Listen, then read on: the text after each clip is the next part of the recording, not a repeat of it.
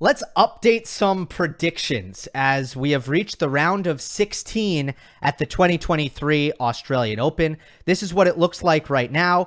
I have lost two semifinalists. I'm not going to go back and change the ones that aren't wrong yet. I'm just going to keep them. But in the top quarter, which was Nadal's quarter, I had Daniil Medvedev, who lost to Korda. And then in the bottom, I had Taylor Fritz, who lost to Alexei Popyrin. That bottom quarter, that Q4, has been absolute chaos. We almost went into the third round with no seeded players remaining. Bautista Agut was down 2-0 against Brandon Holt before coming back and winning. Now he beats Andy Murray, and he's in this fourth round. The other weird thing is a lot of the players who did pull off those big upsets. Popyrin beat Fritz. Well, he lost. He lost to Ben Shelton. And then Brooksby, who beat Rude, he lost. It's been a wild quarter. Very, very wild. Not that those two results, I mean, Paul over Brooksby, Shelton over Popyrin, it's not like they're shocking results, but still, it's been weird down there. It's been weird. Let's start there, all right? Updated semifinal predictions. My first instinct was to go with Roberto Bautista Agut. He's the veteran here. He's the only one there who's been there before. Wimbledon semifinal 5-6 years ago. Australian Open 2019 quarterfinal. He's the man who's done this. He loves the low bouncing conditions. That's great for him. He's awesome in January and February. 7 of his 11 career titles have come in January and February, where he's feeling really strong, nice and physical, coming out of that offseason. That's the explanation for it. You want to count ATP Cup in 2021, where he was incredible? Then it's 8 out of 12. However, I like Tommy Paul. The more I thought about the matchup, the more I like Tommy Paul. I think defensively, given the speeds of these courts, which is not quite on the level of like a Doha per se, or Australian Open of years past, Paul's speed and court coverage, I think, will be really bothersome for Bautista Agut. And I see Paul extending a lot of points with his neutralization skills. From neutral, that's where Bautista Agut usually beats you.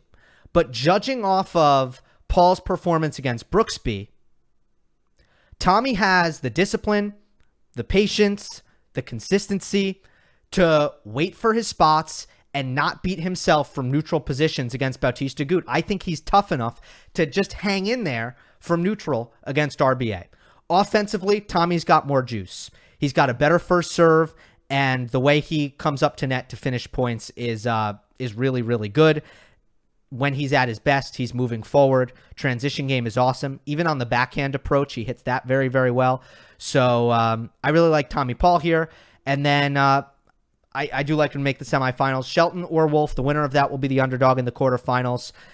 Who knows what happens there? They're both kind of wild cards at this point, but obviously Tommy Paul will bring a more polished game to the table, and he will bring a lot more experience to the table in that potential quarterfinal.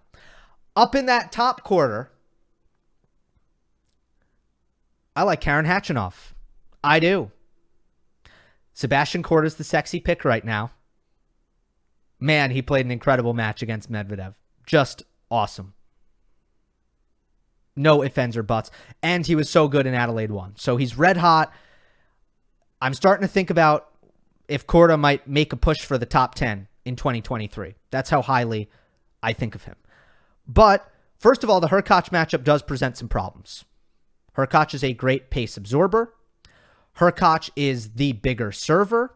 And on return games, Hurkacz is going to make a lot of balls, and sometimes Korda can beat himself in patches. In patches, he can beat himself.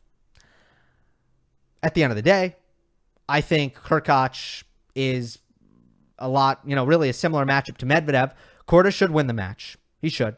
I don't really trust either guy when it comes to nerve management in pressure situations to play their best level when it really gets tight. I don't trust either guy. But overall, slight lean to Korda. I don't think it's clear, though. I think Khachanov has a much more favorable fourth round matchup against Yoshi Nishioka. And then heading into that quarterfinal, physically, he will be up to task. Let's say it's Korda. Physically, he's stronger than Korda. From the back of the court, he makes less mistakes than Korda. And mentally, I think he handles himself a little bit better than Korda. In the nerve management department, he's got the edge there. He just did this thing, right? He was just in a U.S. Open semifinal. Last hard court major. Reached the Final Four. Now he's in a prime position to do it again. And Khachanov is just so reliable in so many areas. So I feel like he just does this again.